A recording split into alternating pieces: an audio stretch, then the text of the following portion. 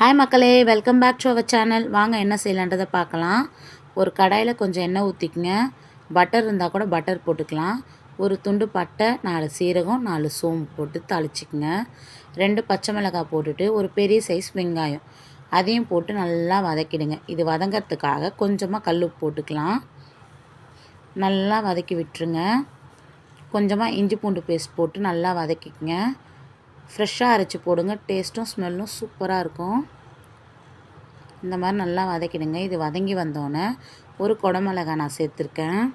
அதையும் போட்டு நல்லா வதக்கிடுங்க. இது வதங்குற கேப்பில் நம்ம இஞ்சி பூண்டு அரைச்சோல அந்த ஜார்லேயே 2 தக்காளி, கசகசாவும் முந்திரியும் ஊற வச்சுருக்கேன். இதை அரைச்சி ஒரு ஓரமாக வச்சுக்கலாம். இந்த வதங்கியிருக்கு பாருங்கள். இந்த மாதிரி வதங்கிட்டோன்னே கொஞ்சம் மஞ்சத்தூள், கொஞ்சம் கரம் மசாலா, கொஞ்சம் காஷ்மீரி சில்லி, கொஞ்சமாக வீட்டில் அரைச்ச மிளகாத்தூள், இது எல்லாமே இந்த எண்ணெயிலே போட்டு நல்லா வதக்கிடுங்க. சிம்மில் வச்சு வதக்குங்க.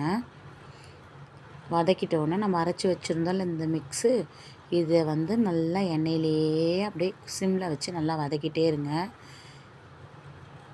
கொஞ்சமாக தண்ணி ஊற்றிக்கலாம்.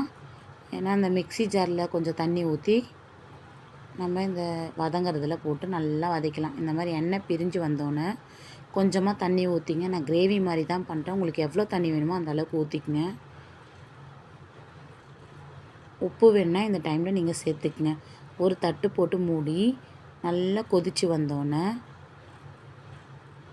இந்த மாதிரி நல்லா கொதித்து வந்திருக்கு பார்த்தீங்களா சுண்டி. இந்த டைமில் நீங்கள் கட் பண்ணி வச்ச பன்னீரை போட்டுக்குங்க. சிம்மில் வச்சுக்கோங்க கேஸை. கொஞ்சமாக கஸ்தூரி மேத்தி க்ரஷ் பண்ணி போட்டுருங்க. ஒரு 5 நிமிஷத்துக்கு சிம்லேயே வச்சுருங்க. எண்ணெய் பிரிஞ்சு நல்லா தகன்னு வரும்.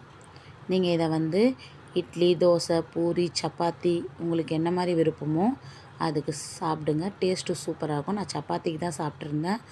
தேங்க்யூ ஃபார் வாட்சிங் மக்களே. நன்றி.